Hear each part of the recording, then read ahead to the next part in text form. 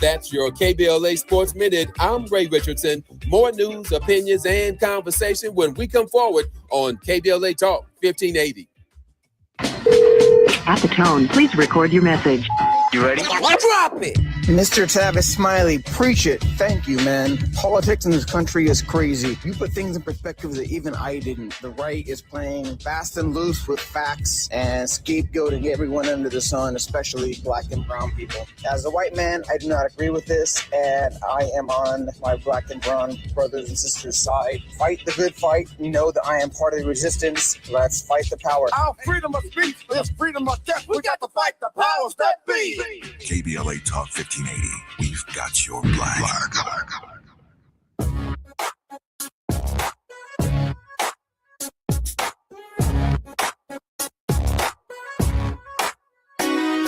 The Jesse Jackson Jr. Show. Oh, oh, oh, oh, oh. The Jesse Jackson Jr. Show. Oh, oh, oh, oh. The Jesse Jackson Jr. Show. Oh, oh, oh, oh, oh. The Jesse Jackson Jr. Show. Oh, oh, oh, oh. Come on and talk with me. Come on and listen to me. Come on and talk with me. Come on and listen to me. KBLA Talk 1580. Download the app.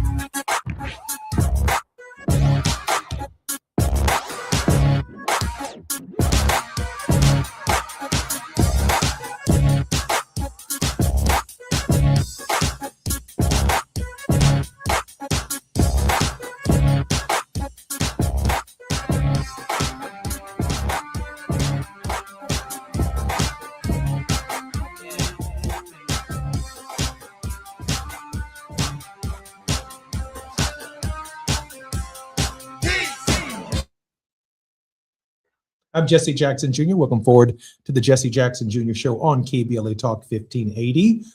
Our breaking news are the fissures, the fractions that are taking place in the Republican MAGA coalition, both in the House of Representatives and the United States Senate. The House of Representatives is releasing a number of discharge petitions. That is, when Democrats and Republicans come together, they can bypass the normal processes for moving legislation forward in the House of Representatives.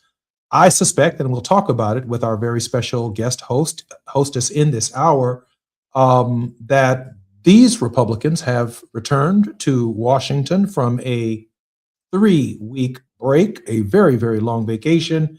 They've heard from their constituents. Their premiums are going up in healthcare, and they are generally miserable and disappointed in the behavior of the Congress of the United States. Our very special guest in this hour is none other than Liz King. Liz served as the Senior Director of Education Equity Program at the Leadership Conference on Civil and Human Rights, where she worked for over a decade, leading efforts to advance educational equity and advocate for policies that ensure every child has access to high-quality education.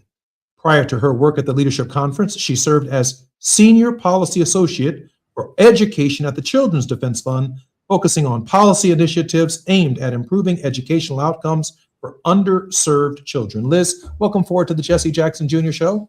Thank you, Congressman. It's always so great to be here. So great to be here. I'm so honored that you're here, Liz. Liz, am I on point about the idea that these Republicans went home for a fairly extended break and they heard from their constituents, and their constituents do not like what they're seeing going into the midterms? I think absolutely. What we're seeing here is the result of building your house on sand. And this is a movement that was built on the sand of prejudice and division and hatred. And not only does that corrode the personality, not only is that dangerous and damaging to the soul, but it does not pay the bills. So what we're seeing right here is exactly what Du Bois told us. We are seeing the effects of this, the fallacy of the wages of whiteness.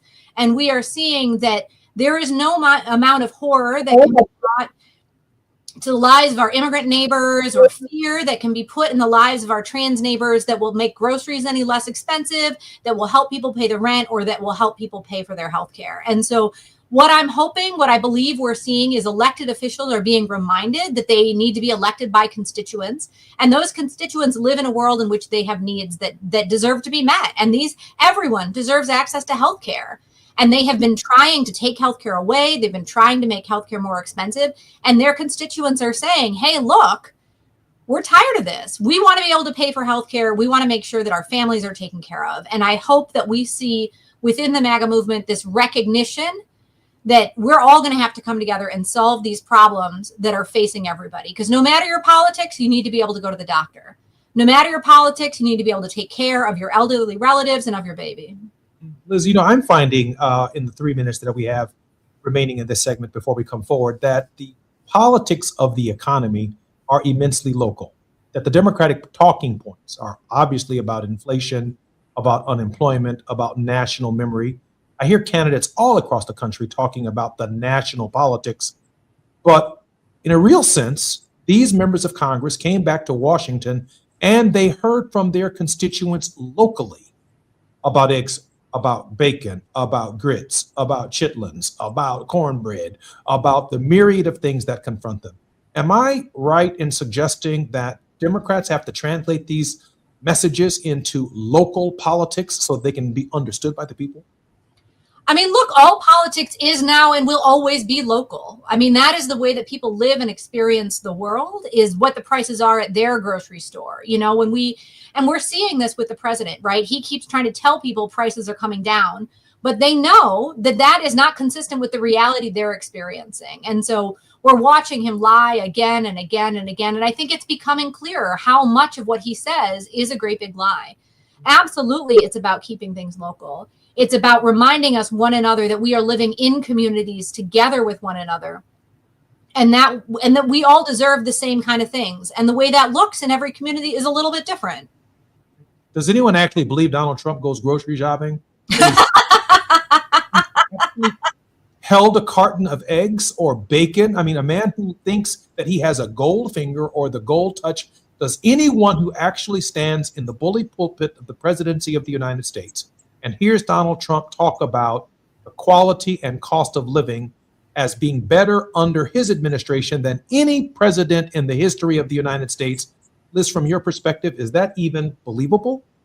Oh, no, of course not. Of course not. I mean, this is an individual who doesn't know anything about the realities of everyday life. I mean, he doesn't know anything about what it is to help your third grader who's struggling to learn how to read, or help your 11th grader who's figuring out whether or not they're going to get to go to college. He doesn't know anything about trying to make ends meet. He doesn't know anything about when there's more month than money. And I think that that is just becoming clearer and clearer all the time. People have been sold a false bill of goods. And it's falling apart. This is a house built on sand. There's no there. And I really hope what we see is people turning away and turning together, coming together in a movement that means true economic justice and shared prosperity for all of us. Absolutely. I hope that's where we're going in every community across the whole country. I think you knocked it out of the park. More month than money. I think the American people clearly understand more month than money. More when we come forward on the misery index that the American people are experiencing under the MAGA movement and under the leadership of President Donald John Trump. I'm Jesse Jackson Jr. Our very special guest today is Liz King. More on KBLA Talk 1580 when we come forward.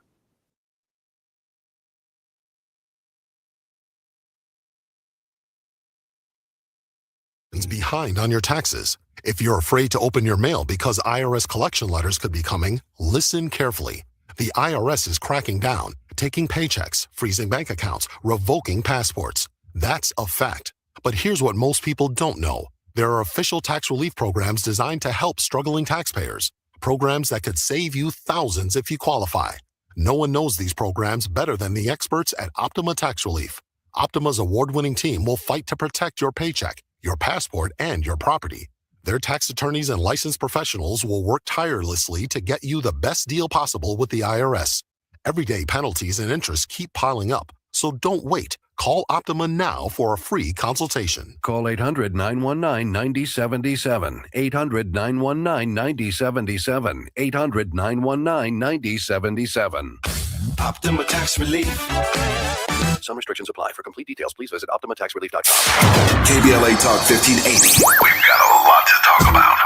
Imagine a Los Angeles where everyone can thrive, where communities have access to the resources they need to succeed. That's the vision of Detours Mentoring Group, Inc. They're dedicated to improving life in LA County by providing educational support, employment assistance, and spaces for community engagement. By 2050, they want LA to be the best place to connect, create, learn, live, and play. They're working toward an education system that's well-resourced and culturally responsive, becoming a hub for artists and innovators, and making sure everyone has access to healthy food, quality healthcare, and safe housing. It's about building a future where we all have the chance to succeed. We invite you to learn more about their mission and get involved with Detours Mentoring Group, Inc. This is a community call to action from KBLA Talk 1580.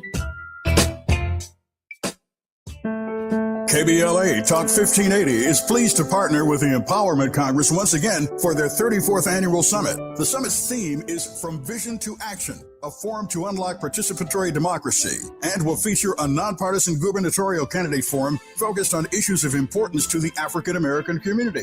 The summit is the signature public policy-oriented observance of Dr. Martin Luther King Jr.'s legacy during the national 3-day holiday weekend that celebrates his life. This year's summit will be held on Saturday, January 17th, 2026 at the California Science Center in Exposition Park from 9 to 11 a.m. Admission is free, but registration is required at KBLA1580.com. All major announced candidates for California governor for the Democratic and Republican Party nominations have been invited to participate in the candidate forum, which will be moderated by Tavis Smiley. An all-star panel of journalists will pose questions to the candidates, and the forum will be broadcast live on KBLA Talk 1580. This is going to be a big year for local, state, and national politics. The political pulse of 2026 beats on KBLA Talk 1580. Now back to more of Jesse Jackson Jr. on KBLA Talk 1580. The Jesse Jackson Jr. Show. The Jesse Jackson Jr. Show. The Jesse Jackson Jr. Show. The Jesse Jackson Jr. Show. King Volley drops the beat. Come on and talk with me. Come on and listen to I'm Jesse Jackson Jr. Welcome forward to the Jesse Jackson Jr. Show on KBLA Talk 1580. Our very special guest in this hour is none other than the incomparable Liz King. Liz, welcome forward to the show. Thanks, Congressman. Always so much fun to be in conversation with you. Thank you. Did you get a chance to see the Fed chairman's presser?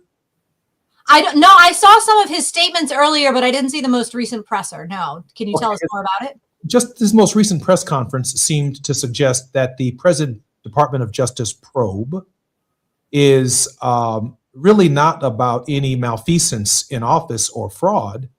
but that the President of the United States is pushing back on and pressuring the Federal Reserve Board to follow his directions on interest rates without taking into consideration any of the economic indicators that the Fed usually weighs in making determinations for such judgments.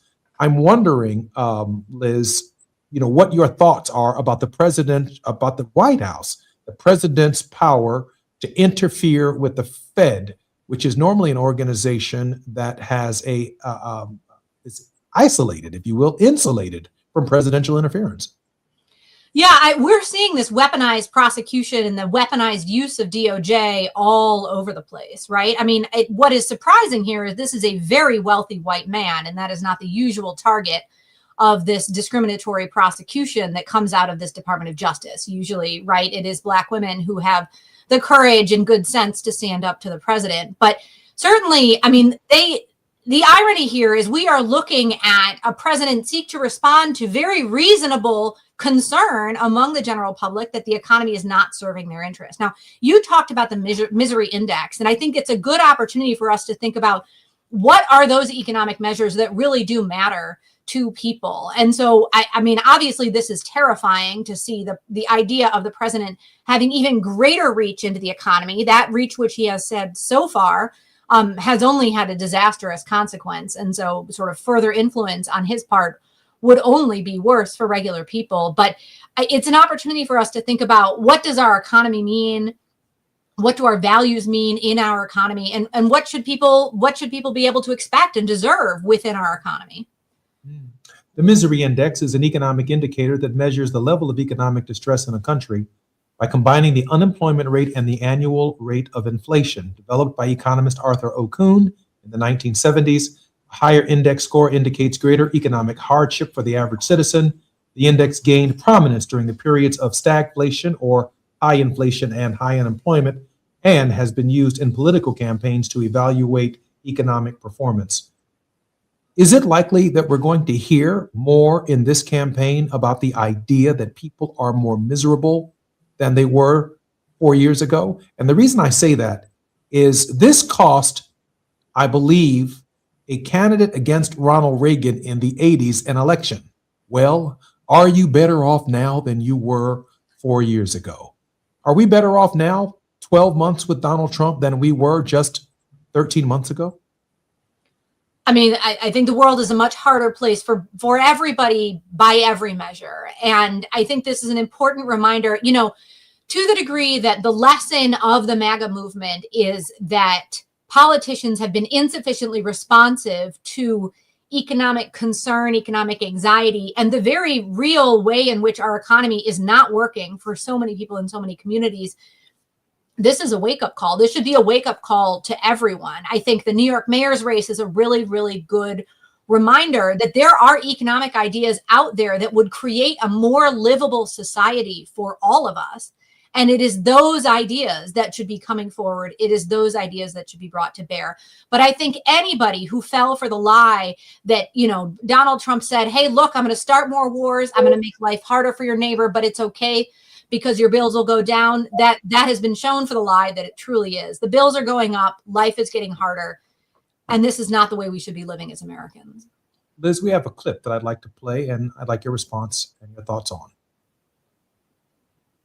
Speaking of suing the Trump administration, the city of Chicago and the state of Illinois and the state of Minnesota and the cities of St. Paul and Minneapolis have all brought major lawsuits tonight against the Trump administration to try to stop the attack by Trump's federal agents on those states and those cities.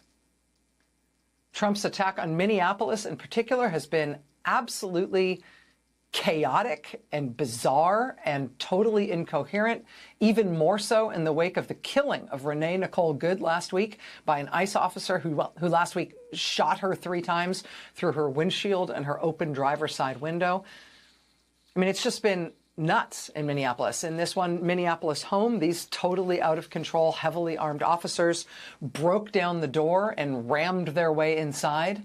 as the homeowner demanded to see a warrant allowing them to enter. The Associated Press reporting tonight that those agents didn't have a warrant from a judge authorizing their forced entry into a private residence, but they just did it anyway into a home with kids inside, apparently completely disregarding any applicable law. This was today in Minneapolis as well. A man named Christian Molina, a U.S. citizen, was driving south on 36th Street in South Minneapolis. He says he inadvertently made eye contact with an ICE officer who was lurking in an alley watching cars go by. The ICE agent then chased him and literally rammed his car into Mr. Molina. Rammed his car into Mr. Molina's vehicle, into the rear driver's side of his car, and then demanded that Mr. Molina show his papers. Mr. Molina is a U.S. citizen. According to the Minneapolis Star-Tribune tonight, quote, as agents confronted Christian Molina, dozens of community members came outside to disrupt them. The people who responded to that scene included a Minneapolis City Council member who told the paper that after Mr. Molina told the agents he knew his rights and that this was an illegal stop, and he didn't need to show them anything. And after all of those people poured into the street to support this guy, the agents, I kid you not, what did they do? They set off 2 tear gas canisters in the street and then ran away. That was their contribution to public order and safety in South Minneapolis today. Here's another standoff from this weekend. A woman in Minneapolis ordered DoorDash, and ICE apparently chased the woman doing the delivery for DoorDash, chased her into the customer's home where she was dropping off the food because she works for DoorDash. The homeowner, in a fit of righteous rage, absolutely stood her ground and told ICE that they were not coming into her home to get this woman, that they needed a warrant to do it. And if they didn't have that warrant, she was not letting them in. And she called the cops on them, and she called her neighbors, and her neighbors came out, and everybody was standing there blowing whistles and yelling at. Liz, it's clear that the federal agents who are represented by the Customs Enforcement Agency have not been taught how to Mirandize people, have ignored the Constitution of the United States. They are not reading people their rights. They are a gang in just about every municipality in the nation terrorizing people. Liz, your initial thoughts. Liz, I think you have to unmute yourself, Liz. We've gotten this far without that problem. No, 2 things I want to just uplift from this that are the good part of this, right? 2 things.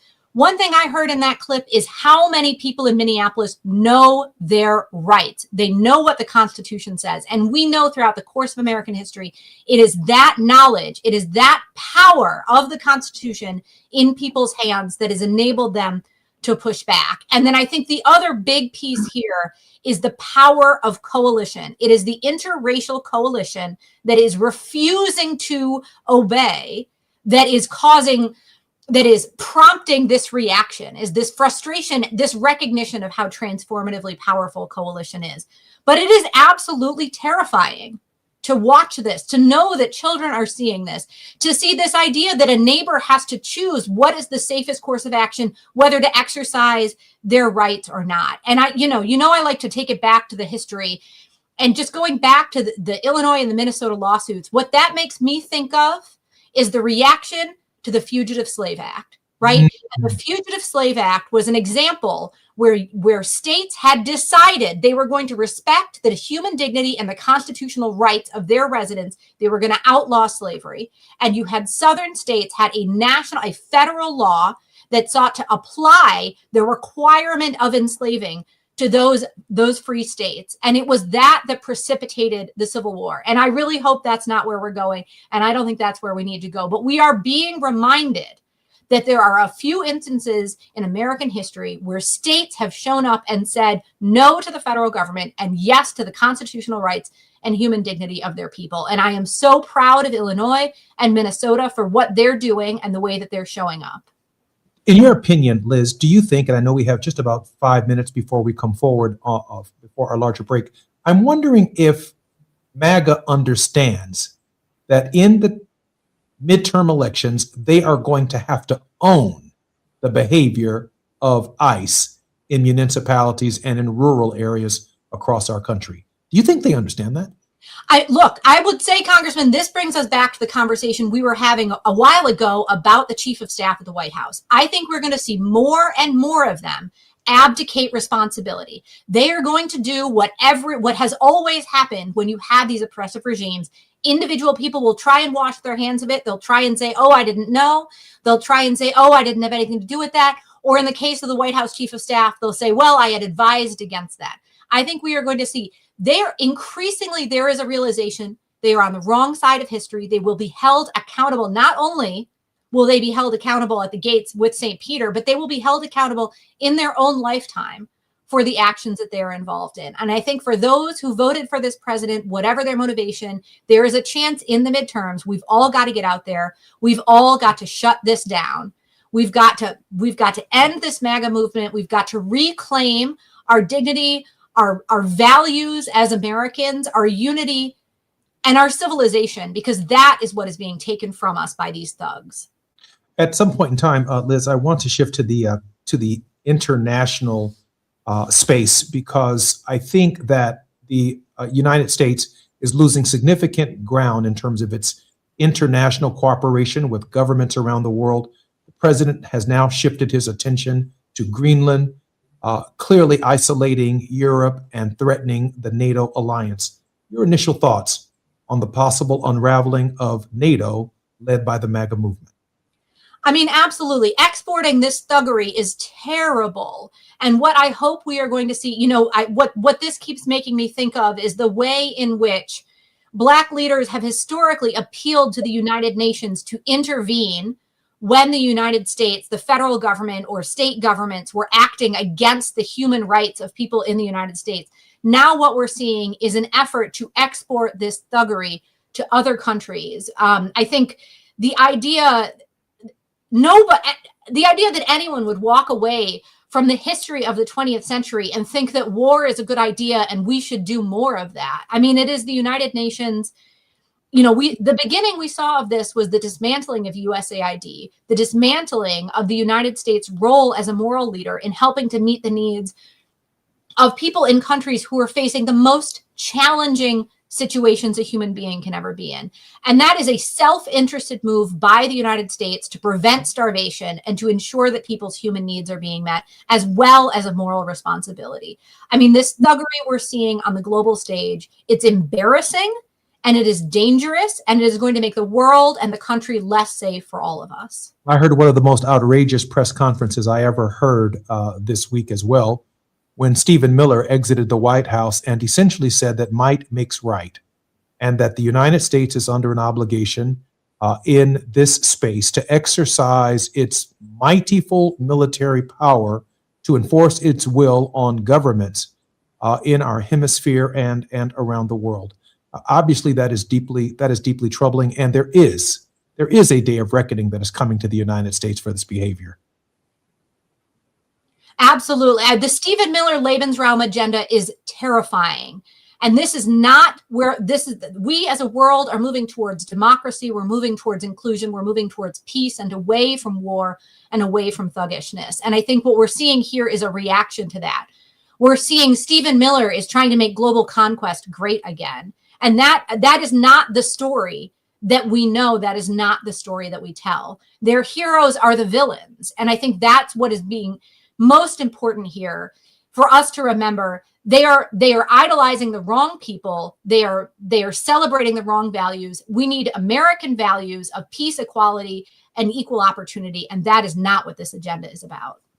I am more confident than ever that if Democrats and progressives are not listening to our leadership at this hour, we're going to have some profound problems because the opportunity is ours. We're going to have stopgap measures, literally retake control of the House of Representatives in the midterms in order to stop the president of the United States. He already says, you're going to impeach me. They're going to impeach me. Yeah, we're going to impeach him. I'm Jesse Jackson Jr. More on KBLA Talk 1580. When we come forward, our very special guest in this hour is none other than Liz King on KBLA.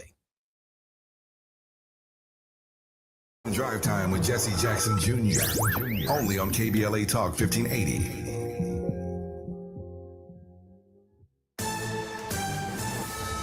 On Amber Payton with BIN News Now. The U.S. Supreme Court is weighing two major cases on transgender athlete bans from Idaho and West Virginia. During arguments, Justice Ketanji Brown Jackson, who is Black, questioned Idaho's attorney, Alan Michael Hurst, on why a statewide ban cannot be handled case by case. Why is that so not administrable? We're not going to be able to sustain. I don't understand it. The rulings could affect similar laws in nearly half of the country. Officials are searching for several monkeys on the loose in the St. Louis area. The Missouri Department of Health says the animals native to Africa have been spotted near O'Fallon Park. The search has been complicated by fake AI images circulating online. And the president of HBCU Morris Brown College, Kevin James, says he was fired without explanation despite his contract running through 2029.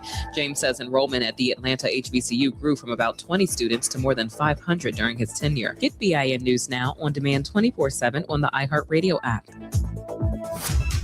In North Hills on the 405 South at Roscoe, got that crash cleared over to the right shoulder. On the 405 South at Burbank Boulevard, got a stall blocking the left lane. We still have a SIG alert in Hollywood, 101 northbound at Vermont. Still trying to get that crash cleared. The two right lanes are blocked. It is a crawl from the 110. Now your best alternate is to take that 110 north and then take the 5 northbound. The Crohn's and Colitis Foundation has been at the forefront of inflammatory bowel disease research and care for over 50 years. Learn more about research, education, and support at Crohn'sColitisFoundation.org. This is the KBLA Sports Minute with Ray Richardson. The Lakers take a 3-game losing streak into tonight's home game against Atlanta. LeBron is not expected to play. The Lakers have a plan this season to rest LeBron in the second game of back-to-backs. The Lakers played last night at Sacramento. Unflattering stat for the Lakers. They are last in the NBA in three-point shooting percentage, 33.8%. They made only 8 of 36 threes last night in their loss to the Kings. With Clippers guard James Harden moving into 9th place on the NBA all-time scoring list, the 8 players ahead of him belong on the Mount Rushmore of basketball. It's a pretty impressive list. LeBron, Kareem Abdul-Jabbar, Karl Malone, Kobe Bryant, Michael Jordan, Dirk Nowitzki, Kevin Durant, and Wilt Chamberlain. Of those 8, Durant is the only one not in the Hall of Fame, but he will be whenever he decides to retire. No debates, no speculation, just the info you need. That's your KBLA Sports Minute. I'm Ray Richardson. More news, opinions, and conversation when we come forward on KBLA Talk 1580. At the tone, please record your message. You ready? Drop it! Mr. Tavis Smiley, preach it. Thank you, man. Politics in this country is crazy. You put things in perspective that even I didn't. The right is playing fast and loose with facts and scapegoating everyone under the sun, especially black and brown people. As a white man, I do not agree with this, and I am on my black and brown brothers and sisters' side. Fight the good fight. You know that I am part of the resistance. Let's fight the power. Our freedom of speech is freedom of death. We got to fight the powers that be. KBLA Talk 1580. We've got your black. KBLA Talk 1580. We've got a lot to talk about. KBLA Talk 1580 is committed to self-care and community well-being. Walk Good LA was formed in June 2020, inspired by the Black Lives Matter movement and the beginning stages of the COVID-19 pandemic. What began as a few minutes of breath work and yoga meditation before protests against police brutality turned into a safe space for the community to heal in hard times. The immensely positive response from the community transformed the momentum into a movement. Today, Walk Good LA is a black and brown-led community wellness organization based in Los Angeles. They provide spaces for healing through community yoga classes, guided meditations, hikes, run clubs, and other activations throughout Los Angeles that attract hundreds of members weekly. With the help of Propel and Michael B. Jordan, they now have a yoga and wellness studio in Los Angeles called the Walk Good Yard. To join their mailing list and connect with healing spaces, please visit walkgoodla.org. That's walkgoodla.org. Or find them on Instagram at walkgoodla. This is a community call to action, a community call to healing from KBLA Talk 1580.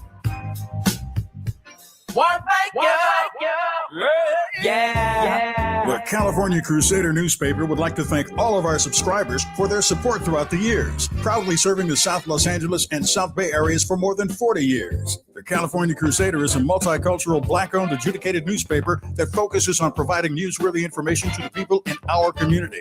We're constantly looking for ways to assist businesses in our community to connect with our subscribers. We provide low-cost, effective ways to promote your business with our reasonable and affordable advertising rates. You can participate by suggesting, sharing, and submitting your stories on the California Crusader newspaper Community Share Facebook group page, or visit our website at cal-cruise-news.com. That's calcruisenews.com. Then click on the Submit Now button located on the top right corner of the homepage, or text CCN to 42828. Again, text CCN to 42828. The California Crusader newspaper, working together to build a better community for our future. Subscribe today.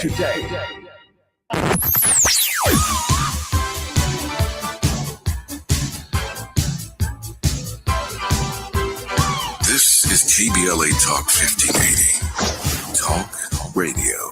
That's music to your ears. We're unapologetically progressive. KBLA Talk 1580. You're listening to Jesse Jackson Jr. on KBLA Talk 1580. The Jesse Jackson Jr. Show. The Jesse Jackson Jr. Show. The Jesse Jackson Jr. Show. The Jesse Jackson Jr. Show. King Folly drops the beat. Come on and talk with me. Come on and listen to me. Come on and talk with me. Come on and listen to me. KBLA Talk 1580. Download the app.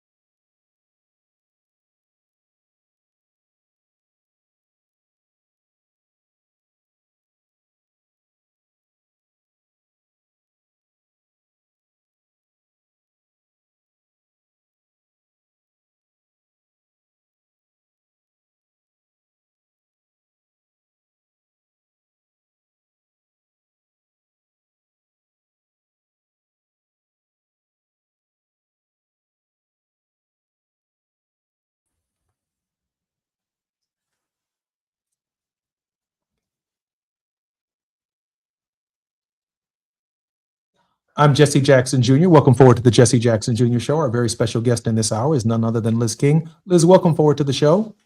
Thank you, Congressman. Always good to be here.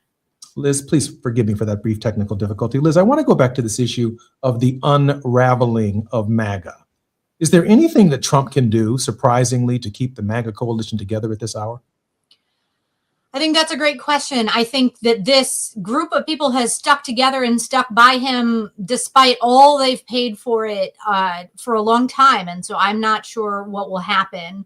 But what I do know is that the underlying, the house of sand on which this house is built, these underlying values are wildly unpopular.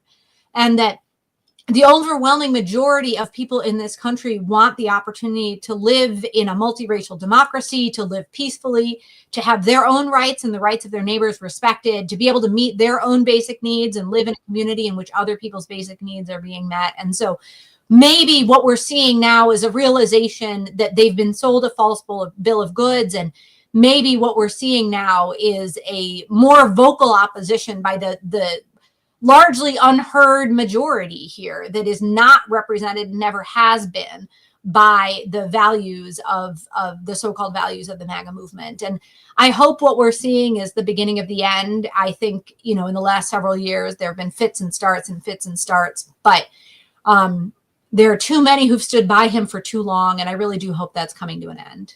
Do you see anything coming together on the other side of the aisle that suggests Democrats can capitalize from the unraveling of MAGA? Well, what I hope we're going to see is that politicians across the political spectrum recommit themselves to core American values of equal opportunity and non-discrimination, and frankly, democracy. I hope what we see is a commitment to economic justice and equal opportunity. And I think the question now is whether Democrats are going to show up for that agenda. And we have seen some tremendous, courageous leadership by Democrats. And I hope we see more of that. I hope that becomes the defining central theme of the party, that when you are building your house on rock, when you are anchored, you are clear about your values, you're clear what you stand for, I think it is easier to move forward, and it's easier to move forward together. And I hope we hear a lot more talk about what it means to be an American, what it means to believe in our democracy. When we think about the Mamdani race, the New Jersey race, the Virginia race, and some of the subsequent campaigns that have taken place, there does seem to be more interest on the progressive center-left side of the political ledger in engaging primary elections as well as general elections than normal. Do you agree with that, Liz? I think what we're seeing is it's a very, very challenging time in our country. And so a bunch of people are putting forward a bunch of different ideas. And what I am feeling most encouraged about is the times when we see that the democracy still works, the democracy is still functioning. And what I hope is that we hear messages from every candidate that reflect a commitment to democracy, equal opportunity, and economic justice. You know, whether that comes in the form of primaries or general elections or however it plays out, I want to see every candidate running for office tell us how they will commit to constitutional rights, they will ensure that everyone's life gets a little bit better. I think that's going to be the real question. And whether that takes primary challenges or only happens in the general, those contrasts, who's with us and who's against us, I think is going to be really important, because we, the American people, deserve better. We deserve better than what's happening right now. And I hope we see public officials coming forward with a commitment to offer a better vision and a better way forward. You know, speaking of better vision, what I'm learning and what I'm hearing and what I understand is everyone is running against Donald Trump. I get that. But not many people are distinguishing themselves within the democratic process of what it is that they stand for. What is the alternative to Project 2025? What are we going to undo that Trump has made a disaster out of? What are the problems that have to be solved as a result of a Democratic victory? And I'm not quite clear on that. I know that in large measure, the Affordable Care Act is a big piece of that, but I'm not hearing from Democrats a comprehensive agenda to return the federal government to some sense of normalcy, given that Donald Trump has taken a sledgehammer to the entire idea of the federal government. Yeah, what I hope we see is the civil and human rights community coming together and leading us forward to the next chapter. And that I hope we see elected officials falling in line behind that vision. And this is a vision the civil and human rights community has been advocating for more than 100 years. Because we know even before the destruction and the burning down of the Trump administration, our government was not doing enough for all of us. Our government was not doing enough to ensure a level playing field and that everyone had a fair chance. And so what I hope we see is politicians lining up, joining hand in hand with communities to say we are now committing ourselves to an affirmative vision of the future that is about equal opportunity, that is about everyone having a chance to get ahead, about everyone having their needs met and living peaceably side by side with diverse neighbors and diverse neighborhoods. And I hope we see that. I hope we see politicians lining up. And I expect to see the leadership coming from the civil and human rights community, as it always has, to paint a path forward. I mean, really, this is the conscience of the nation we're talking about. And now is about time for us to have some conscience. You know, Liz, I wanted to broach this subject matter in the final segment of our show, but I might as well broach it now. What happened to Renee Good is a turning moment, a turning point, I believe, in the American people's understanding of the cruelty of the Trump administration.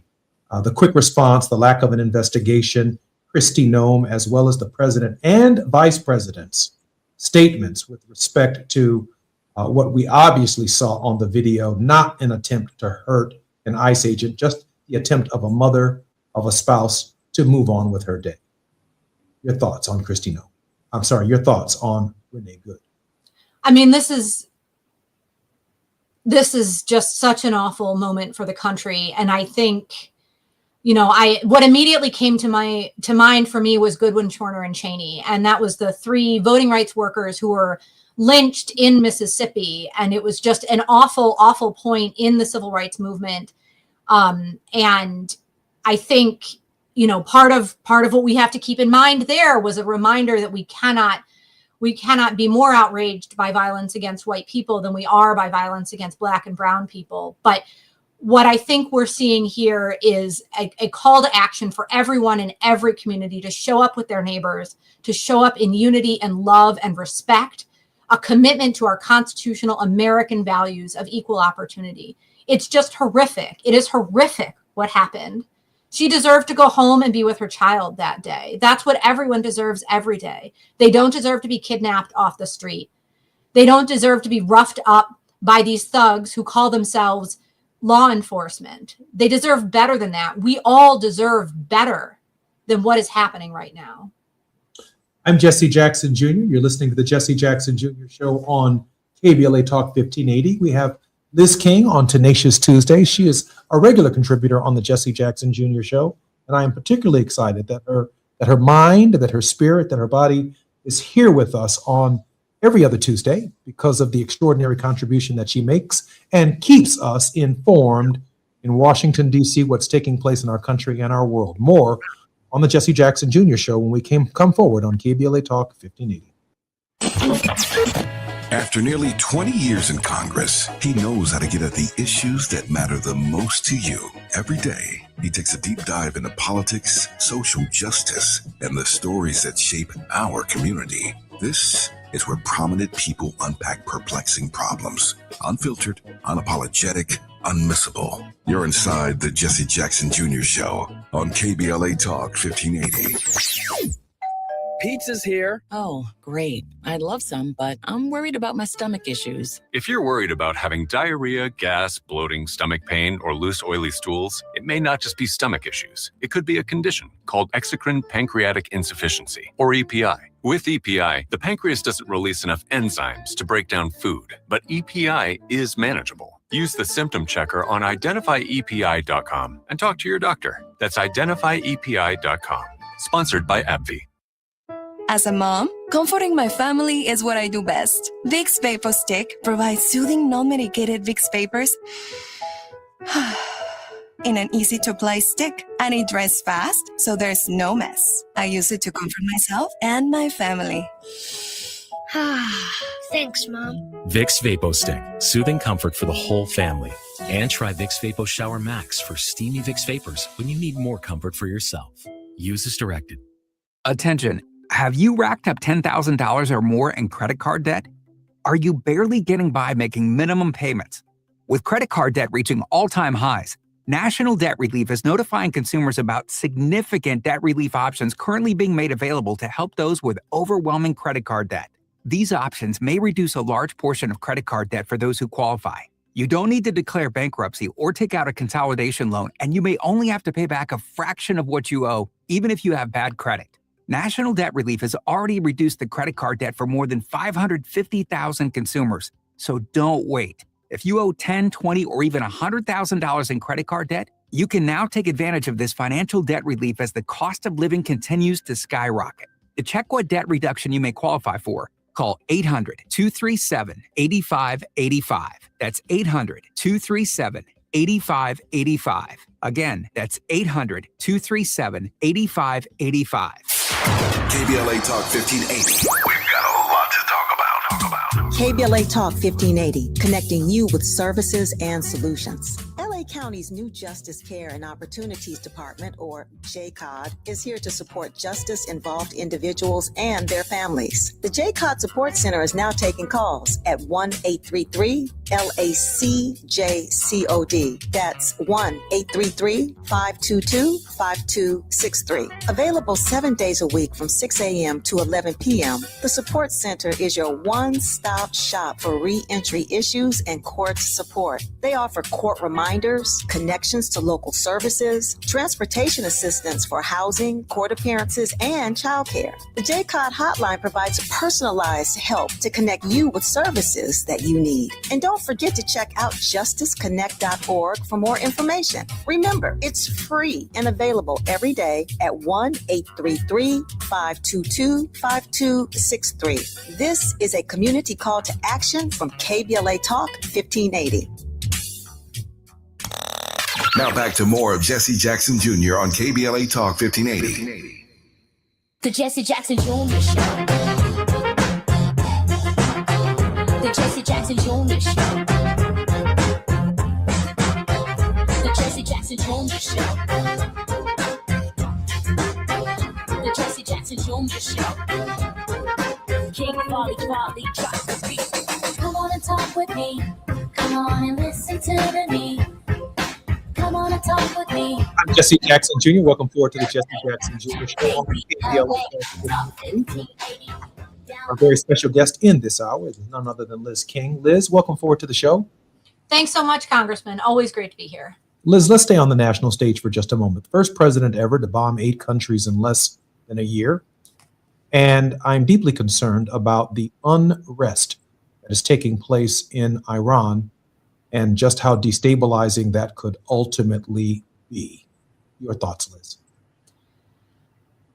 I think what we're seeing is that the demand of people to be free, to feed their children, to have security, to have safety, to have freedom, to have opportunity transcends time and place. And I think we're seeing that in Iran now. We're seeing the people of Iran are showing up and pushing back against the conditions they've been subjected to for far too long. I think we're seeing that, we saw that in the Arab Spring. We have seen that in Hungary and the resistance to the anti-LGBTQ movement in Hungary and the way in which the Hungarian people have pushed back against that. And I think we are being reminded of the insistence, the persistence, the determination of people to be free in all places. And I think that comes back here too. What we are seeing is people walking away from the MAGA movement, people realizing that this is a movement that is about control and oppression. It's about making life harder, not easier. It's about taking away and making the rich richer and the poor poorer. And I think we're being reminded that we are one people on this planet, and what we want as human beings, I mean, this is the language of human rights, that what we want as human beings transcends our time and place. And what I hope for is that there will be an opportunity, there's that quote that JFK always used, when you make nonviolent resistance impossible, you make violent revolution inevitable. And what I hope we see is a nonviolent transition to democracy across the globe, including in our own country. I couldn't agree more that the movement, the winds of change are moving throughout societies around our country and around our world. The people are pushing back. They are fighting back against authoritarianism in Iran. They are fighting back against authoritarianism around the world. And even what might have been meant for bad by Donald Trump, in some areas, it's turning out for good because the people are beginning to express themselves and rise up and take responsibility for their own lives and for their own actions. I should share with you that given all that the Middle East has been through since October the 7th, a destabilized Iran will also play very well into the hands of the Israelis. Your thoughts on this critical issue, Liz? I think what we're seeing is that the determination, what King told us is that peace is not merely the absence of tension, it is the presence of justice, and that people will only live with injustice for but so long. And we need to create conditions that enable people to elect their leaders, to determine their own future. We need to create a scenario, in which freedom's just another word for nothing left to lose. We need to be in a situation in which people can be hopeful and have a future, and they can turn away from violence. More killing is terrifying. It is terrifying in any place. And certainly the Middle East is a region that has had far more than its fair share of violence and oppression for far too long. These are people entitled to self-determination and equal opportunity, the same as people in every corner of the globe. And what I hope we see is a transition to a United States government that is a friend of peace, that is a friend of democracy, and that is a friend of the oppressed and the marginalized in every country. What I hope we see is that people in our country exercise their democratic right to vote, and that they vote in the midterms, and that is what starts to turn the tide.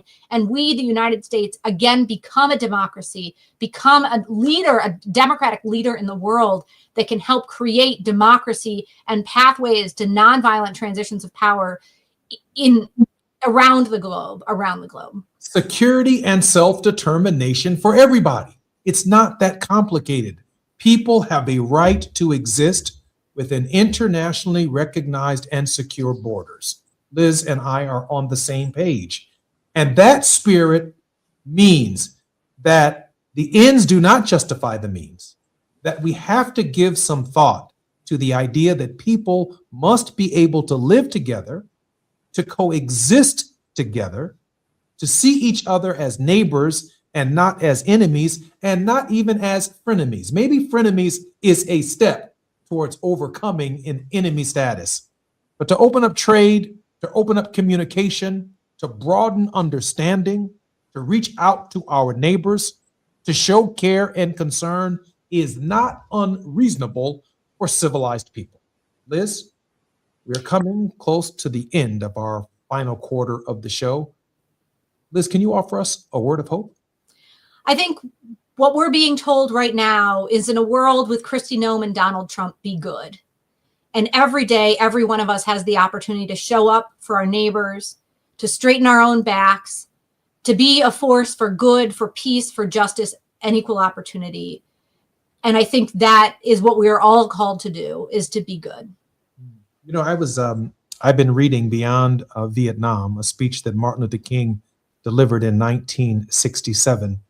And I think this revolution of values that Dr. King talked about in that speech, as we turn the corner towards his 97th birthday on January 15th, I'm reminded that he said that young Black men in the ghettos and neighborhoods of our nation had come up to him and they had said, Dr. King, you're asking us to be nonviolent, but what about Vietnam? And Dr. King said it essentially froze him in his steps. He said that he knew at that moment that he could no longer speak with integrity on the question of nonviolence without commenting on the greatest purveyor of violence in the world, the US government. And this was in 1967. And if there's ever been a case for just how violent, overtly and covertly, the United States government can truly be, of course, the great tragedy being in the name of the American people, which means that whatever the US government does, it means that Liz King and I, and those of you within listening range of my voice, wherever we travel in the world, the perception is that we condone the behavior of the United States.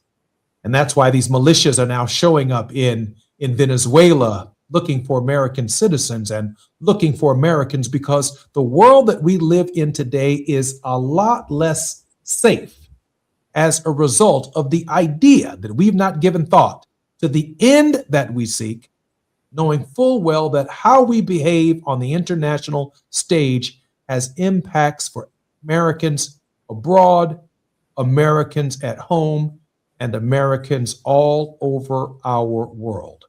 In a real sense, Martin Luther King Jr., Liz, was absolutely right that we find ourselves trapped in an inescapable bond of mutuality. That what makes Liz King the very best that she can be also makes me the very best that I can be.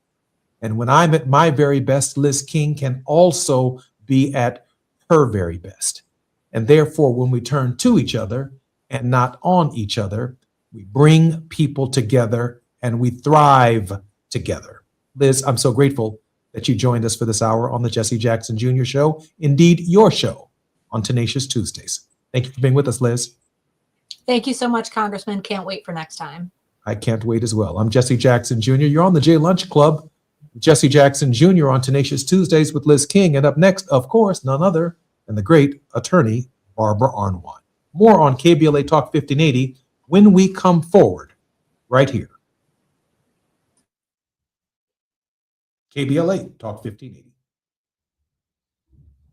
BIN News Now. Attorneys for Marnie Yang are presenting new evidence in her conviction for the 2007 killing of Sean Gale's pregnant girlfriend, Roni Reuter. He came into the barbershop that morning a wreck.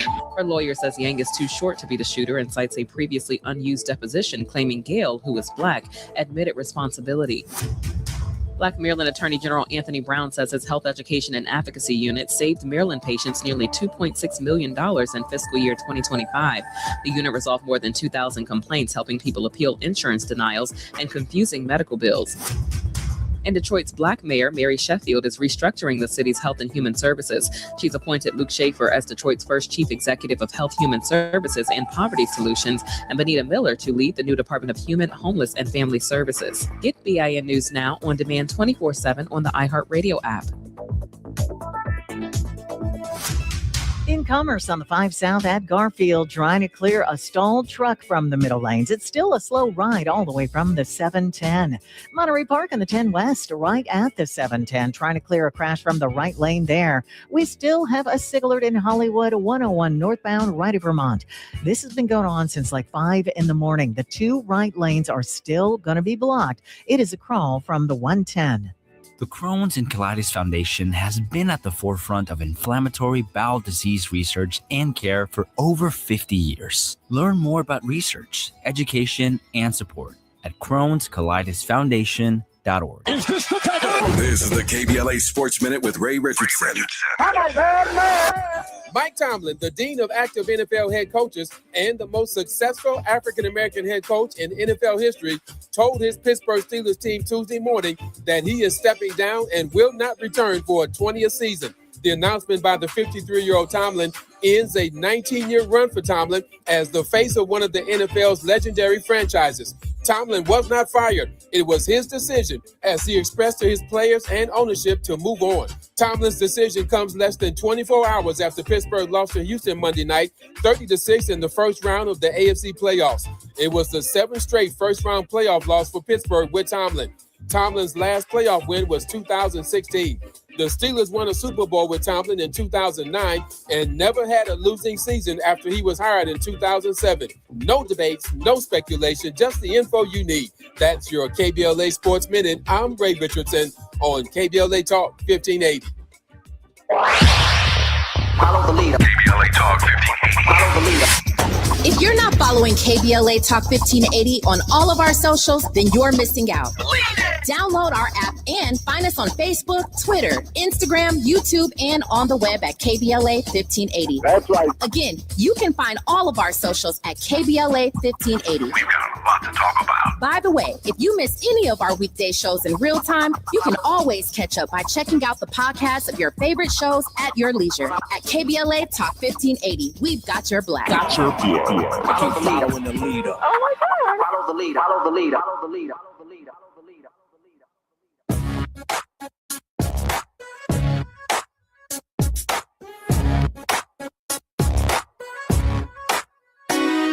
The Jesse Jackson Jr. Show. The Jesse Jackson Jr. Show. The Jesse Jackson Jr. Show. The Jesse Jackson Jr. Show. Come on and talk with me. Come on and listen to me. Come on and talk with me. Come on and listen to me. KBLA Talk 1580. Download the app.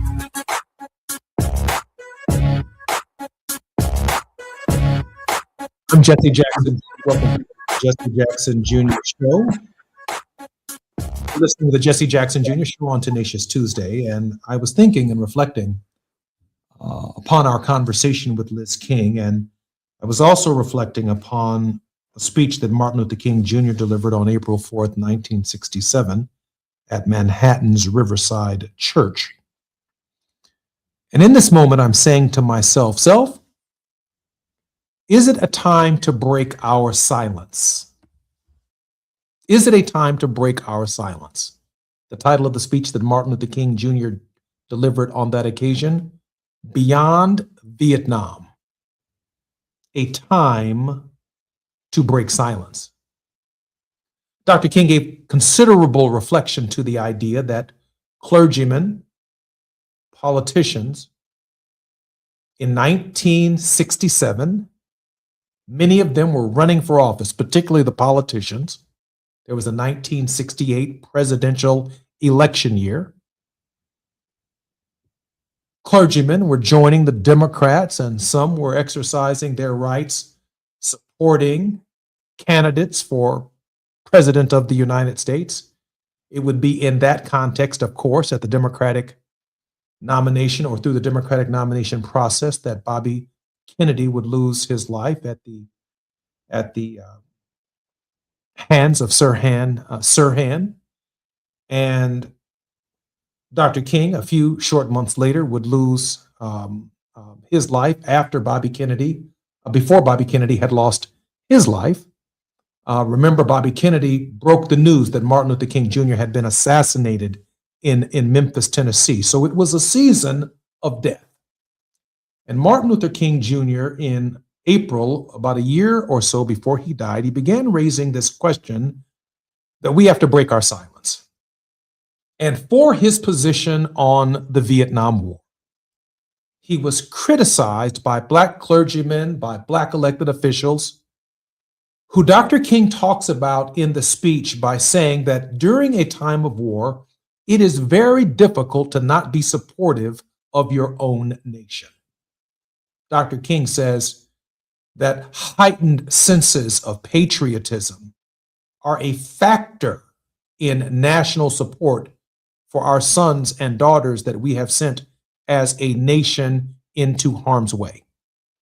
I say that with a caveat. When the Congress of the United States, that being, authorizes a war on behalf of their constituents and on behalf of the American people, the heat and the pressure has come from the people to their representatives for the need to go to war.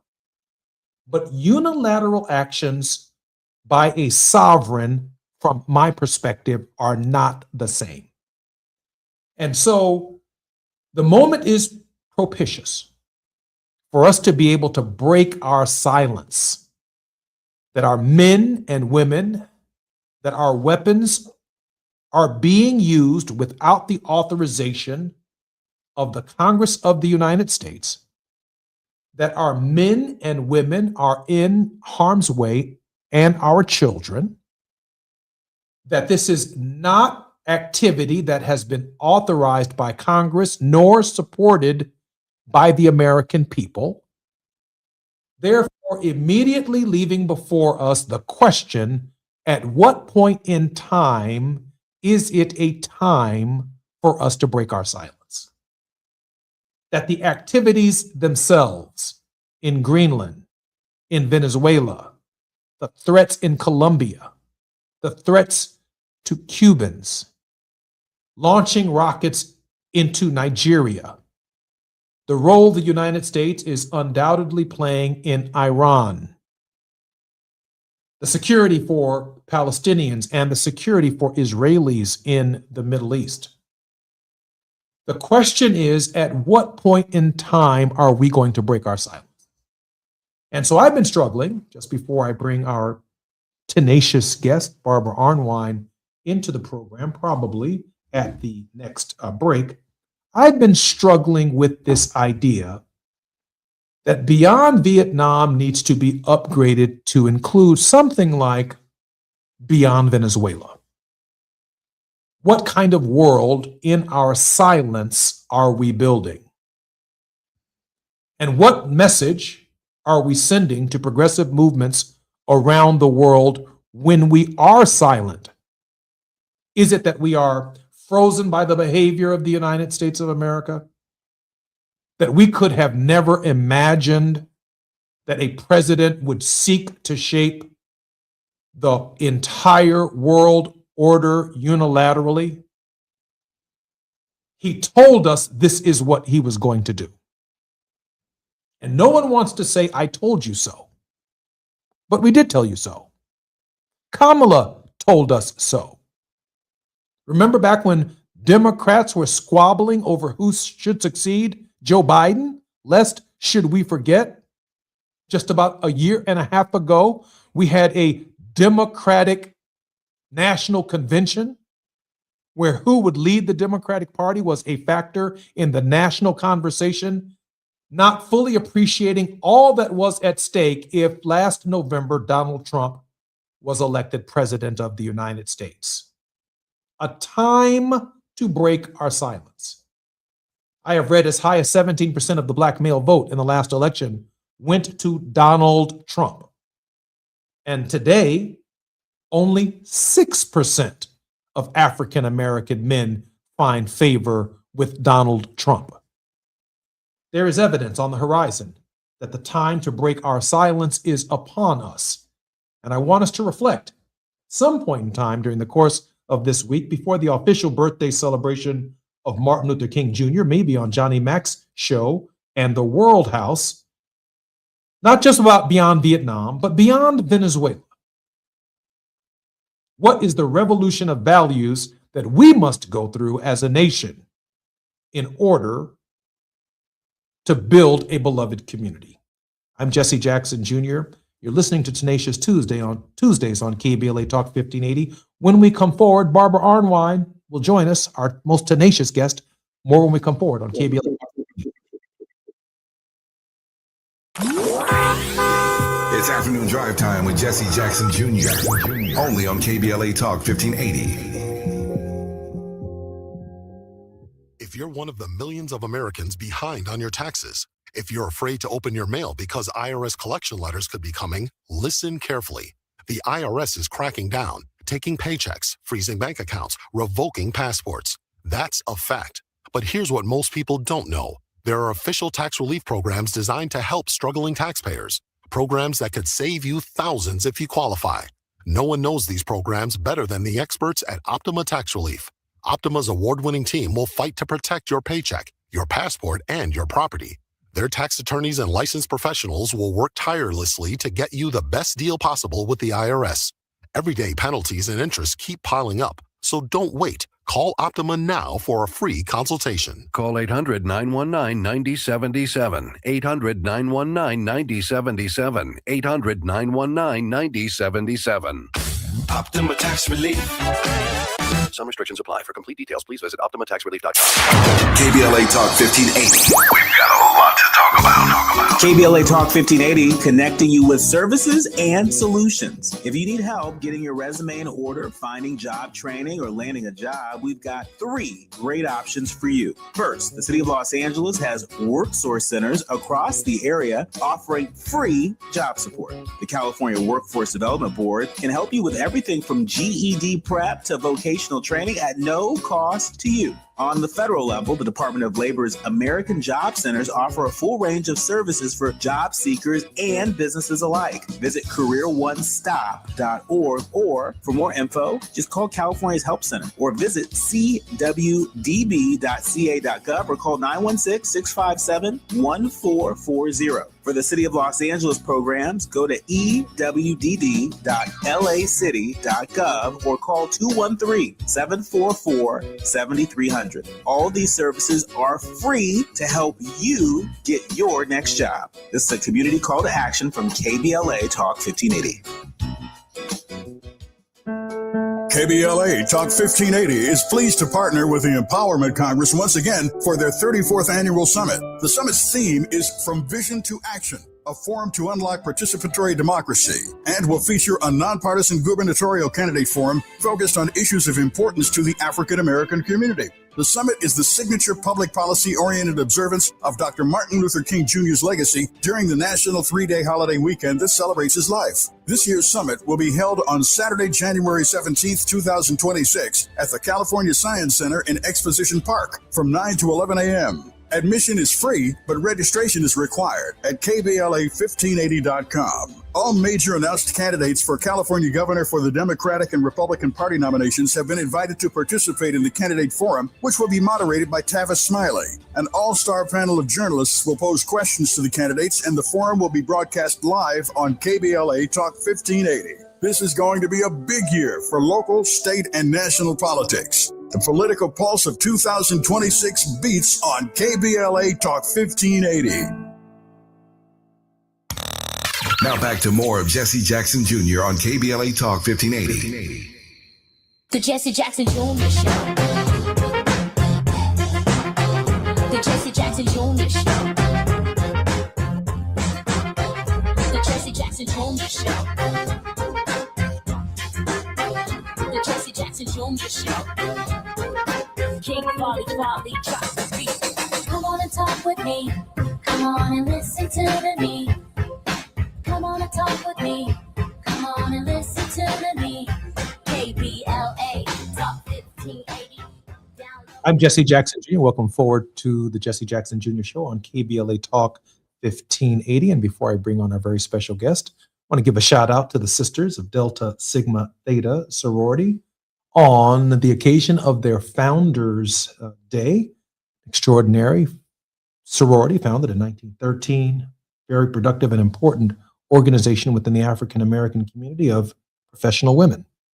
Happy Founders Day. Our very special guest in this hour is none other than tenacious contributor, attorney Barbara Arnwine, president and founder of the Transformative Justice Coalition, internationally renowned for contributions on critical justice issues, including the passage of the landmark Civil Rights Act of 1991 and the 2006 reauthorization of provisions of the Voting Rights Act. Barbara, welcome forward to the Jesse Jackson Jr. Show and Tenacious Tuesdays. You're muted, Barbara. It's great to be here. Thank you for having me. Barbara, I was sharing just before you came on the program that Martin Luther King Jr. preached at Riverside Church, Beyond Vietnam, a time to break silence. Barbara, is this a time to break our silence? Absolutely. And I want to commend the millions of people who jumped into the streets this last weekend. They were in the streets on the 9th. They were in the streets on the 10th. They were in the streets a lot on the 11th, protesting ICE, protesting the invasion of Venezuela, the threats against these other nations, protesting. And I want to commend every person because it was cold out there. I'm sorry, y'all. Yes, it is. It was cold in Minneapolis. It was cold even in DC. But people showed up anyway because they were that angered, that distressed by our nation and the actions that have been taken by this Trump administration. Folks, mark your calendars down. January the 20th, the day after MLK Day, nationally, January the 20th is the nationwide walkout on fascism. It is the first anniversary of the Trump administration, and it is a protest of all the unconstitutional, vicious, and evil deeds that this administration has done. And we're asking everyone to please take to the streets, walk out of your job, walk out of your school, walk out of whatever you're doing. At 2:00 p.m. Eastern. 2:00 p.m. Eastern. We're asking people to leave your places of employment and we're having a 2-hour walkout from 2 until 4. And if you want to go longer, start earlier, end later, fantastic. You can get a lot of information about this walkout from the Women's March, from dcproject.org, and I will give even more contacts as we talk. But it's critical that we, the people, continue to show our opposition to this nonsense. I mean, think about this.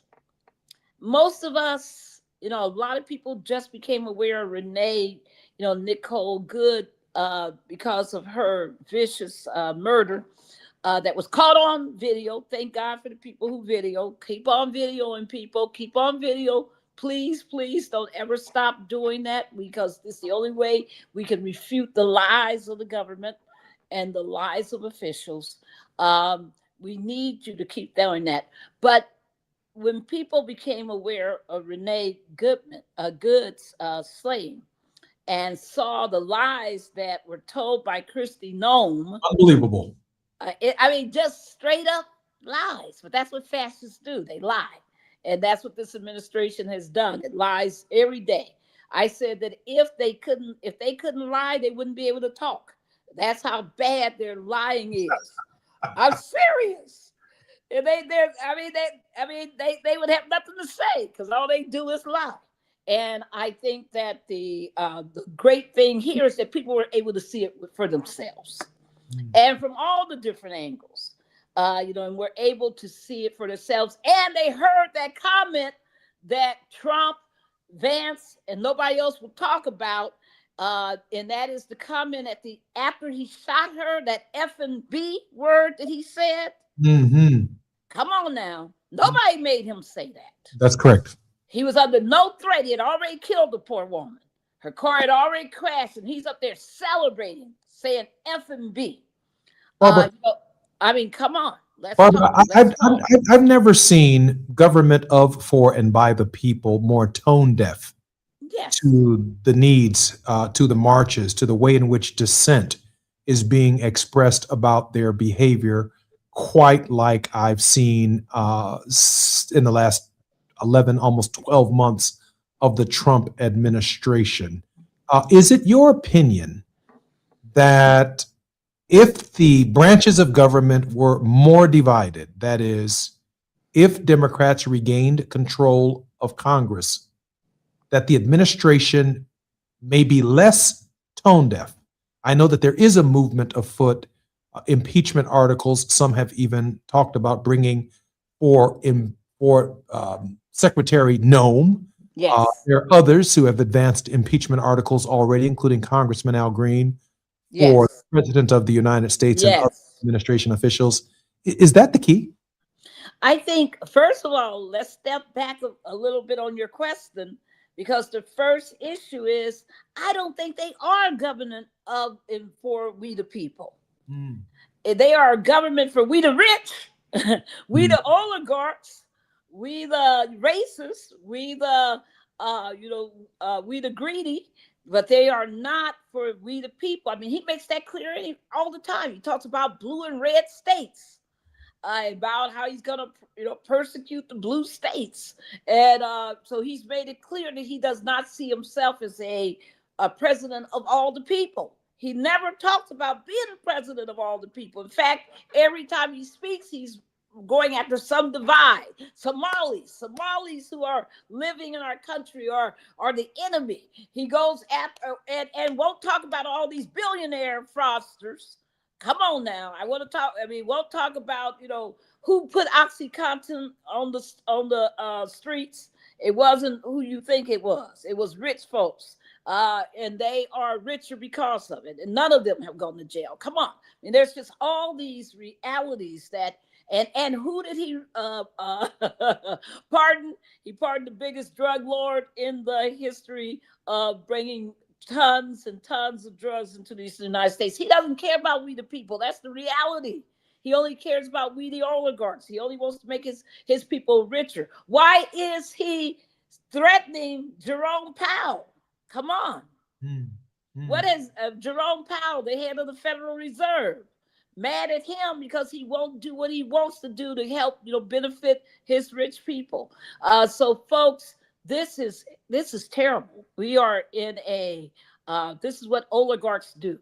Oligarchs invade other nations to get their rare earth minerals, their natural resources. Oligarchs say, put police in the streets and have law enforcement terrorize neighborhoods so people can be, their lives can be destroyed.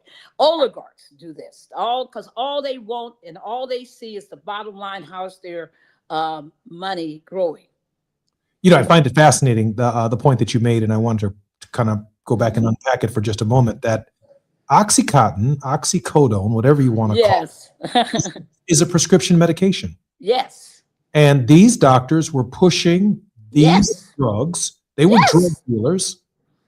And it resulted in the deaths of hundreds, maybe even thousands of people. Thousands and thousands. And yet no prosecutions. None. Now, fentanyl, wherever it's coming from, Mexico, South America, where it's disputed that it is constructed there. Some have suggested that the raw materials might be there, but that it's ultimately constructed here in the United States. Yes. Fentanyl, crack cocaine, and notice the difference. Notice the difference, Barbara, also. When the crack cocaine epidemic came, we prosecuted not only crack dealers, but crack addicts, and we locked them up. But on the question of fentanyl, this is a health crisis. And the health crisis isn't locking up people who are addicted to fentanyl. The U.S. government is trying to find them help. And try to find help for the crack babies. And what about Iran-Contra? Has everybody forgotten about Iran-Contra? California and Los Angeles is real familiar with freeway. Hey, I mean, come on, folks. What was Iran-Contra about? It was the CIA and the FBI purposefully bringing drugs, cocaine, and crack into this country, purposefully so that they could run their side illegal operations because they needed the money, right? Oliver North, right? Come on, I mean, folks, government has to be held accountable. If you don't hold government accountable, then government will run amok. Absolute power corrupts is corruptive. There's no doubt about it. And this man wants to be a dictator, and he wants to have absolute power. And he is, sadly, as I keep pointing out, he is not in the best mental state. And if he were competent and was this evil, it would be a problem. But it's really horrendous when you have somebody who is showing so many signs of incompetence that you have this horrific threat, because then there's no way to reason with him. I do want to pick back up on that, the narco traffickers. Yes, because there's an entire generation of Americans who have no appreciation of what we learned in Iran-Contra. They don't know. And that is the role of our government in cutting deals with narco traffickers to allow them to sell drugs in the United States, exactly, in exchange for arms. And for those of us, Barbara, who experienced and lived through that period, yes, it's hard for us to imagine that narco traffickers that Donald Trump is assassinating and arresting don't have a story to tell about the work they've been doing with the U.S. government over many decades. Tell me. And just, folks understand, Congress appropriates funds to for all of our federal operations. And what happens is when they want to go off the book and they don't want to they don't want to use congressional funds, federal funds, then they did this, narco trafficking. And where did they funnel all of this cocaine and this crack cocaine and all the rest of it? Where'd they send it? Black communities. Yeah, Black communities. It's a dark budget. It's a black budget. It's a budget that's over at the intelligence agencies. Yes. That is off budget, and it is unlimited, and the hole is so deep. Yep. You can't find an accounting process for the amount of money they spend in this space. It's all hidden, it's just a mess, folks. And that's why, we have to be cynical and skeptical and questioning when we hear all of these alleged, concerns about drug dealing. They're not concerned about drug dealing. I mean, the very folks who are talking about that are slurring their words. Up there, all the time, because they've been using, cocaine. Come on, folks, don't fall for this. Barbara, let me ask you a question, because I know we're becoming forward in just a moment. Kick me out. When can we expect the Clay decision? Barbara, when can we expect the Clay decision? It's tomorrow. The Clay decision's coming down tomorrow. No. I said it's very probable. I mean, it's a good 60% chance or more that it comes out tomorrow. In the not too distant future, we'll be looking at the decision on the Voting Rights Act.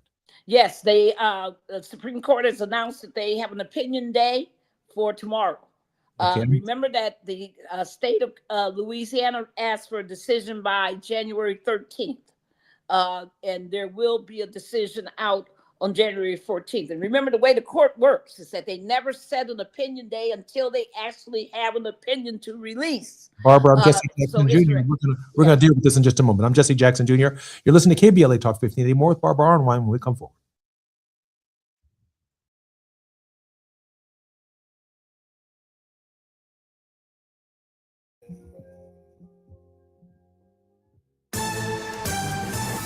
I'm Amber Payton with BIN News Now. Illinois and Chicago are suing the Department of Homeland Security. Black Illinois Attorney General Kwame Raoul says Customs and Border Protection and ICE used unlawful tactics, including warrantless arrest and tear gas. These Border Patrol agents and ICE officers have acted as occupiers rather than officers of the law. The lawsuit is asking a judge to order those practices to stop. Preliminary data shows a drop in Obamacare enrollment. The Centers for Medicare and Medicaid Services reports 22.8 million people signed up for 2026 coverage, down about 800,000 from last year. And Renee Hardman has made history as the first Black woman in the Iowa Senate. She was sworn in Monday after winning a December special election, and her victory also blocked a Republican supermajority. Hardman, a former West Des Moines City Council member, will serve on 6 committees, including as ranking member on local government. Get BIN News Now on demand 24/7 on the iHeartRadio app. In West LA in the 405 northbound before Santa Monica Boulevard, we've got a stall. It's going to be blocking the right lane. It is already stop and go coming away from the 90. We still have that SIG alert in Hollywood on the 101 northbound of Vermont Avenue. That crash is still going to be blocking the 2 right lanes. In Porter Ranch on the 118 eastbound before Porter Ranch Drive, another SIG alert. Only the carpool and left lane are going to be open there. The Crohn's and Colitis Foundation has been at the forefront of inflammatory bowel disease research and care for over 50 years. Learn more about research, education, and support at Crohn'sColitisFoundation.org. This is the KBLA Sports Minute with Ray Richardson. Mike Tomlin, the dean of active NFL head coaches and the most successful African-American head coach in NFL history, told his Pittsburgh Steelers team Tuesday morning that he is stepping down and will not return for a 20th season. The announcement by the 53-year-old Tomlin ends a 19-year run for Tomlin as the face of one of the NFL's legendary franchises. Tomlin was not fired. It was his decision, as he expressed to his players and ownership to move on. Tomlin's decision comes less than 24 hours after Pittsburgh lost to Houston Monday night, 30-6 in the first round of the AFC playoffs. It was the 7th straight first-round playoff loss for Pittsburgh with Tomlin. Tomlin's last playoff win was 2016. The Steelers won a Super Bowl with Tomlin in 2009 and never had a losing season after he was hired in 2007. No debates, no speculation, just the info you need. That's your KBLA Sports Minute. I'm Ray Richardson on KBLA Talk 1580. Follow the leader. KBLA Talk 1580. Follow the leader. If you're not following KBLA Talk 1580 on all of our socials, then you're missing out. Download our app and find us on Facebook, Twitter, Instagram, YouTube, and on the web at KBLA 1580. That's right. Again, you can find all of our socials at KBLA 1580. We've got a lot to talk about. By the way, if you miss any of our weekday shows in real time, you can always catch up by checking out the podcast of your favorite shows at your leisure. At KBLA Talk 1580, we've got your black. Got your blood. Follow the leader. Following the leader. Oh my God. Follow the leader. Follow the leader. Follow the leader. My ride smells just right, just right, just right, just right. Y'all gotta try that Febreze car. Just right, just right, just right. Yeah. La la la la la. With up to 40 days of consistency, all over Febreze car clips right on your vent. You know my car's my happy place. Keep that smile on my face when it smells just right, just right, just right. Yeah, breathe happy Febreze. La la la la la. KBLA Talk 1580. We've got a lot to talk about. KBLA Talk 1580 reminds you, when we fight, we win. The Youth Justice Coalition is challenging America's addiction to incarceration and discrimination. YJC works to dismantle policies leading to mass incarceration, law enforcement violence, and the school-to-prison pipeline. Their approach, transformative justice, community intervention, free LA high school, legal defense, and system monitoring. YJC promotes safety without relying on prisons. Their goal, prevent system contact and help people exit the system through direct action, advocacy, and education. Want to get involved or need help? Call 323-235-4243. That's 323-235-4243. Join YJC in creating change. When we fight, we win. KBLA Talk 1580, your voice for justice. This is a community call to action from KBLA Talk 1580.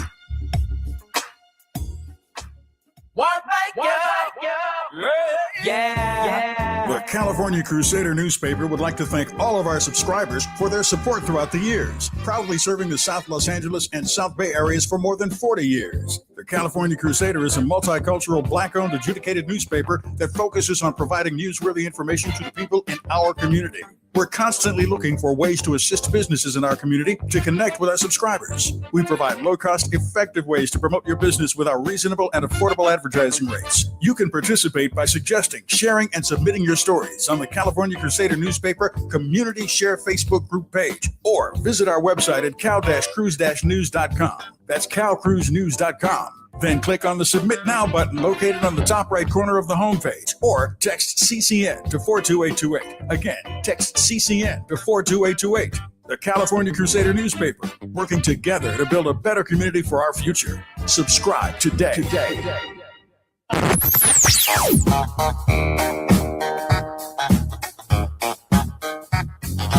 This is KBLA Talk 1580. Talk radio. That's music to your ears. We're unapologetically progressive. KBLA Talk 1580. You're listening to Jesse Jackson Jr. on KBLA Talk 1580. The Jesse Jackson Jr. Show. The Jesse Jackson Jr. Show. The Jesse Jackson Jr. Show. The Jesse Jackson Jr. Show. King Quality drops the beat. Come on and talk with me. Come on and listen to me. Forward to the Jesse Jackson Jr. Show on KBLA Talk 1580. Our very special guest in this hour is our most tenacious guest. Attorney Barbara Arnwine is the founder of the Transformative Justice Coalition. And just before the break, I did have a question for Barbara about the Louisiana versus Clay decision. Barbara, before we go into a deeper unpacking of the Clay decision and the possibility that it will be released tomorrow, will you share with our listeners what the decision is all about?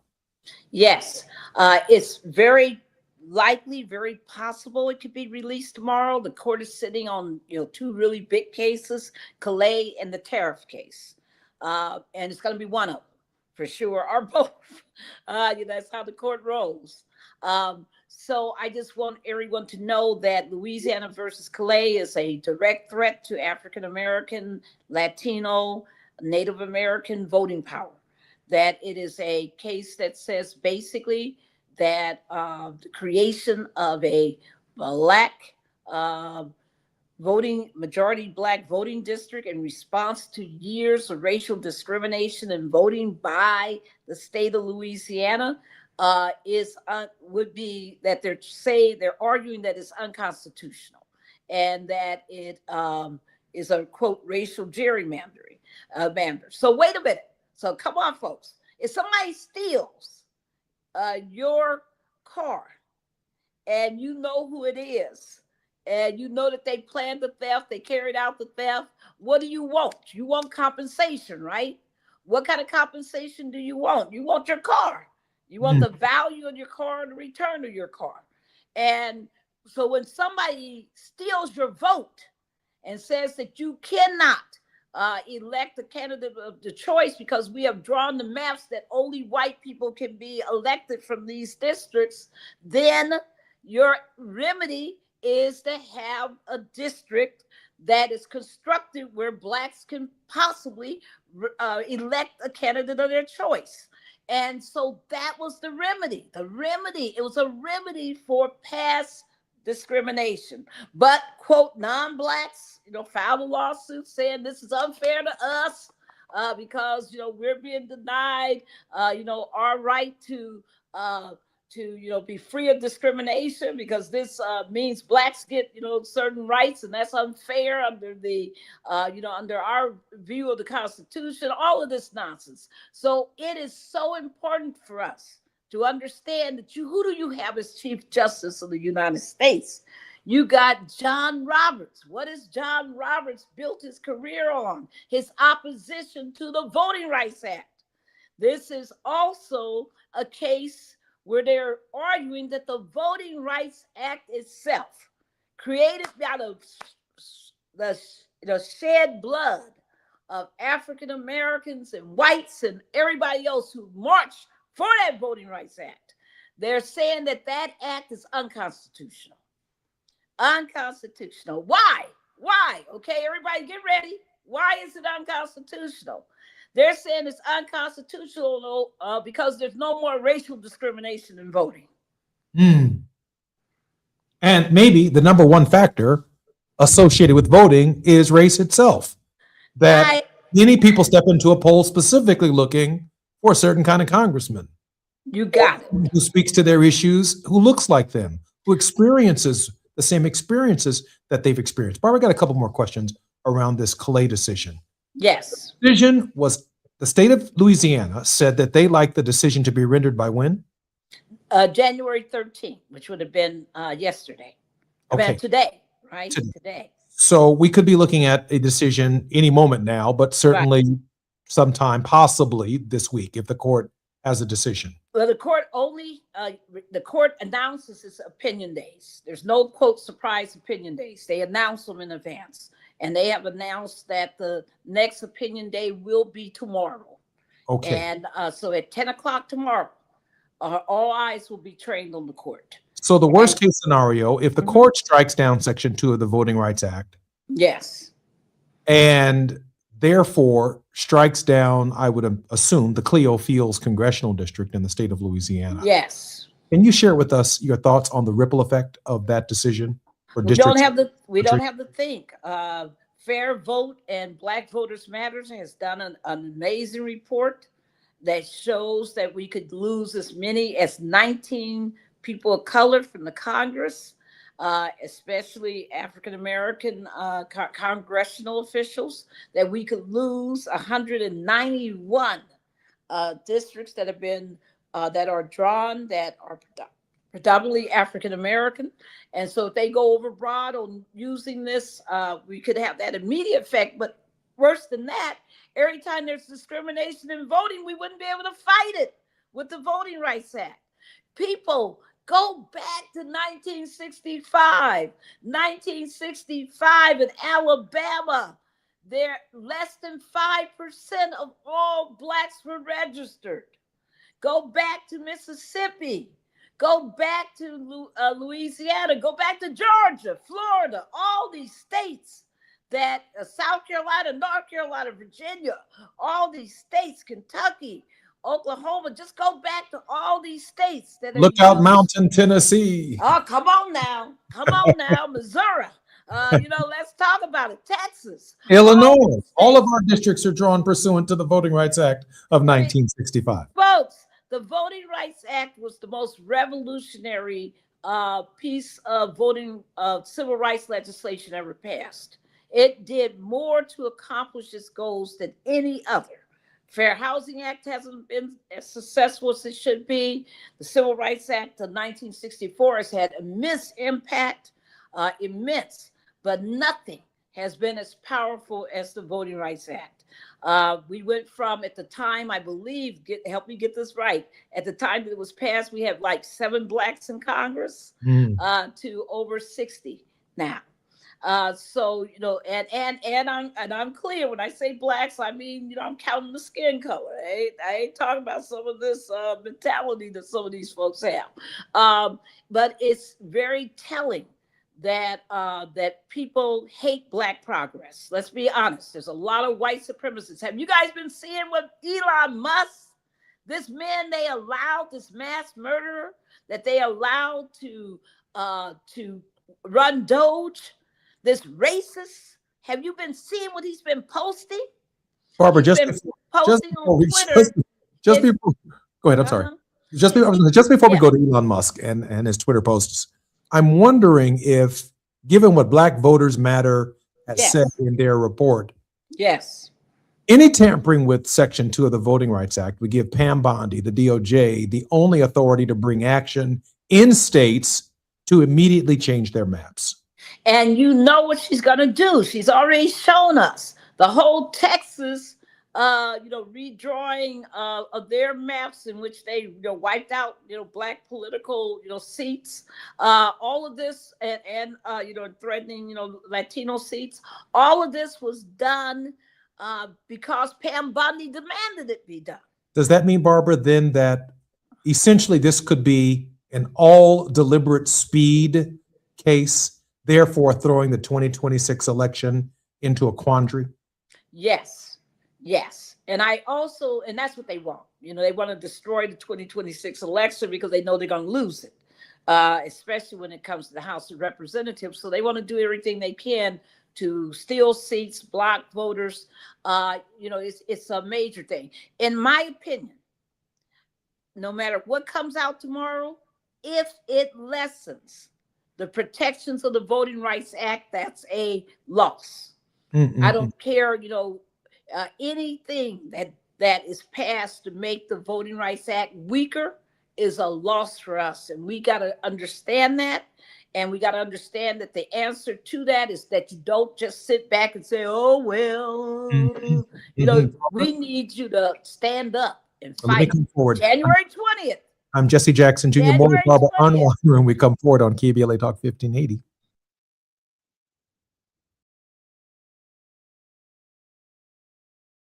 Issues that matter the most to you. Every day, he takes a deep dive into politics, social justice, and the stories that shape our community. This is where prominent people unpack perplexing problems. Unfiltered, unapologetic, unmissable. You're inside the Jesse Jackson Jr. Show on KBLA Talk 1580. Still battling a thirsty lawn that guzzles water and drains your wallet? Let LADWP turn that patch of grass into a gorgeous drought-smart garden for free. We're talking a full California-friendly landscape makeover designed and installed by pros at no cost to you. That's right, LADWP does the work, you get the upgrade. Ready to transform your yard and save big? Visit ladwp.com/leap. That's ladwp.com/LEAP.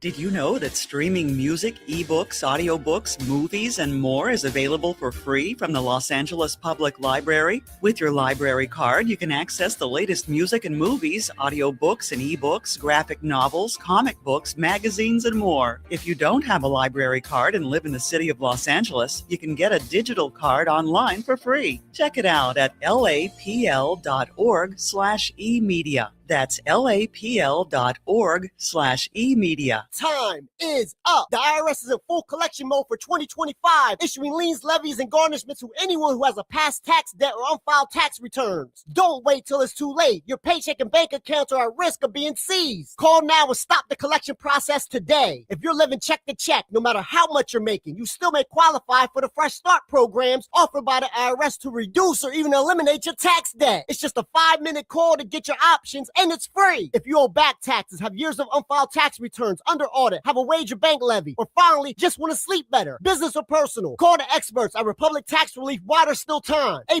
rated by the Better Business Bureau, and tough. This veteran-owned company has the fight you need to take on the IRS. Don't go at it alone. The call is free. Call their hotline number now, 800-259-4149. That's 800-259-4149. Find out if you qualify today. Call 800-259-4149 or go to republictaxrelief.com. KBLA Talk 1580. We've got a lot to talk about. KBLA Talk 1580, connecting you with services and solutions. The Los Angeles Regional Food Bank is on a mission to fight hunger and provide nutritious food to those in need across our community. They partner with federal, state, and local programs advocating for better policies and funding for critical hunger relief programs like Cal Fresh, the Emergency Food Assistance Program, and the Child and Adult Care Food Program. The food bank works with coalitions and local representatives to make sure hunger is addressed in every district of LA County. They also run nutrition education campaigns, raise hunger awareness, and source nutritious food for distribution, all while supporting regulations that allow food pantries to operate safely. Want to help? Visit lafoodbank.org or call 323-234-3030 to volunteer or find a food bank near you. Together, we can ensure that no one goes hungry in Los Angeles County. This is a community call to action from KBLA Talk 1580. Now back to more of Jesse Jackson Jr. on KBLA Talk 1580. The Jesse Jackson Jr. Show. The Jesse Jackson Jr. Show. The Jesse Jackson Jr. Show. The Jesse Jackson Jr. Show. King Quality, drop the beat. Come on and talk with me. Come on and listen to me. Come on and talk with me. Come on and listen to me. KBLA Talk 1580. Download the app.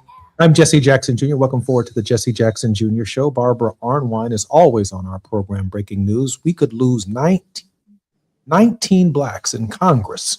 19 blacks in Congress by the end of 2026. That's a lot. I got a clip that I'd like to go to on the unraveling of MAGA. Donald Trump's party has lost control of the House of Representatives, effectively. Multiple discharge petitions there, now moving bills without the Republican Party's permission, despite the fact that they nominally control the House. The Heritage Foundation, which brought us Project 2025, Heritage Foundation is now imploding, with senior staffers from every department fleeing that far-right organization in disgust. The Turning Point USA Conservative Movement Conference that was held this weekend was highlighted by the most famous people who spoke at that conference, all screaming insults and accusations at each other and pledging to be one another's mortal enemy. Couldn't happen to a nicer group. The president's two most high-profile and ambitious allies in Congress, Marjorie Taylor Greene and Elise Stefanik, are now both leaving Congress, and in Stefanik's case, quitting her run for New York governor. Both of them apparently storming out of the MAGA movement in disgust. And thousands of people are marching against Trump in 10-degree weather in Minnesota. Barbara? Yes. Is unraveling. Yes, in a way, yes. You know what's interesting?